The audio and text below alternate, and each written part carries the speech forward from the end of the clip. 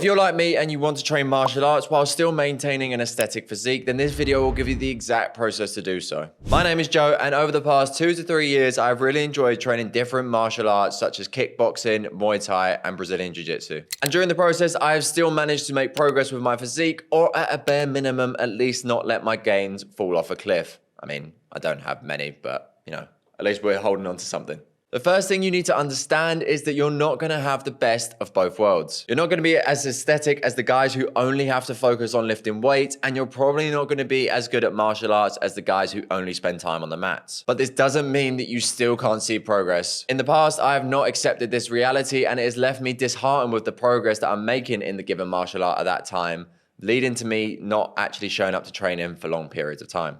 To avoid this, you need to let your natural tendencies and purer desires at that given moment dictate where you focus your training. Let me give you a practical example. At the moment, you might be somewhat content with your physique. You don't particularly hate it or you don't particularly love it, but you really want to focus on the next 6 months of the year solely training Muay Thai because you've seen a little sick knockout at the UFC at the weekend. But this doesn't mean that you completely sack off lifting weights, because then you're probably just going to end up a bit skinny fat, and no one wants that. This would mean that you would map out all of your Muay Thai sessions throughout the week and then see where you can fit in some lifting sessions. This might mean that you can only lift 2 or 3 times a week, but it's going to ensure that at least at a bare minimum, you do not regress and lose any gains that you currently have. You're going to be able to at least maintain your current condition, whilst having more energy and then being able to put that into your Muay Thai sessions and see some real good progress there. You could then follow that plan for the next 6 months, readjust where needed, but ensure that you're giving it the proper time so that you can really work out whether that's something you can stick to or something that you want to reassess by the end of the 6-month period. Because you might get to the end of that and realize that you love Muay Thai and you wanted to continue doing that whilst just doing the bare minimum in the gym. Or you might realize that actually you want to make a bit of gain, so you're going to then switch that to do the minimum amount of Muay Thai sessions per week, say perhaps 2, to then maintain some sort of conditioning for that and of course the skills required. But one issue that might occur is that you need to train martial arts and lift weights in the same day. So what order should you do them in? For me, where possible, I would always recommend lifting weights first and then going to train your given martial art. This would of course depend on the intensity of that given session, but speaking from personal experience, I know I am much more likely to skip a weight session after training jiu-jitsu versus if I just go beforehand and then go to jiu-jitsu after that. I've noticed by doing this that I still have a pretty good lifting session beforehand and I'm still able to focus, whether that be a Muay Thai or a jiu-jitsu session, versus if I try and do it the other way around where I do martial arts first, I then find that my lifting session is pretty poor because I can't really focus. I'm a bit sore and banged up from training, so I'm not really pushing as hard as I need to be, and I'm definitely skipping certain exercises. Legs. And just a little warning, if you are lifting before, then you will probably need to drop the intensity down of that weight session just a little bit, just so that you're not turning up to the training session absolutely battered and not being able to do anything. You want to maintain a level of intensity that allows you to still make progress in the gym, lets you turn up to your martial arts sessions not absolutely battered, and ensures that you don't end up being injured or sore 24/7.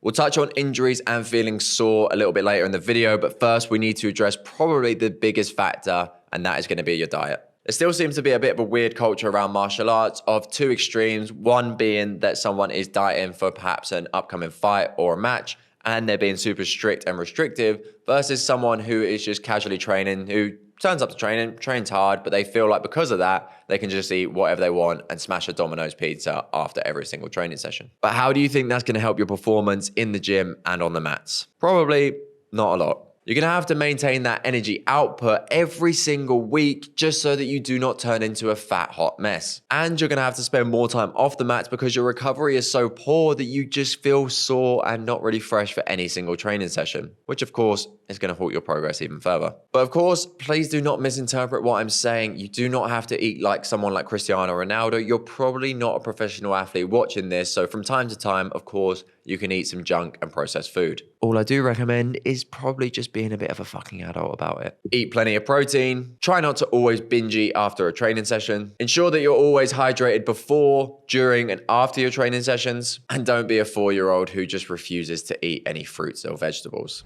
It's a pretty boring subject, but I promise you, if you stay somewhat on track with your nutrition, you will still be able to continue to lose fat or build muscle depending on your given goal, and be able to turn up to your martial arts sessions, giving your all and actually feeling fresh and be able to progress even further. Now, if you practice any form of martial art for an extended period of time, naturally, you're probably going to pick up some injuries on the way. And if we're talking specifically about training, you need to ensure that you're including into your weight sessions some sort of rehab, prehab, or injury prevention exercises. It's easy to go into the gym and do your standard upper body session that you're comfortable with because you don't really have much time to dedicate to the gym, so you just want to get the most bang for your buck. But by including just a couple of exercises into your sessions, perhaps 10 minutes at the start, because let's be honest, if you do it at the end, you're probably going to skip it. Just to focus on particular areas where perhaps you might have a few niggles. For me, I always have a few problems with my knees, so I will dedicate 10 minutes at the start of the sessions going through different exercises that tend to help strengthen my knees. But for you, it might be doing a few rotator cuff exercises.